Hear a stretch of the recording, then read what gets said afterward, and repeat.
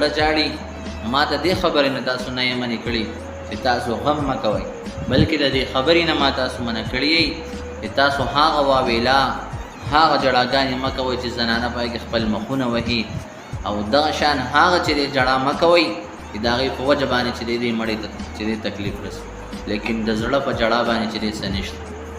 نو نبي علیه الصلاۃ والسلام چې دی دغه ټیم کې صبر وکړو، دغه صبر ته چې دی صبر علی البلا یعنی په امتحان باندې د الله جل جلاله نه صبر کول. د صبر درې اقسام بیان شوله. اولنی صبر علی الطاعت د الله جل جلاله په امر او حکم باندې صبر کول. دویم چې دی صبر عن المعاصی یعنی د تمام ګناهونو ځان منع کول او صبر کول دې ته صبر عن المعاصی. او دریم صبر علی البلا د الله جل جلاله په تمامو چې دی امتحاناتو باندې صبر کول دې ته صبر چې دی علی البلا ویل شي.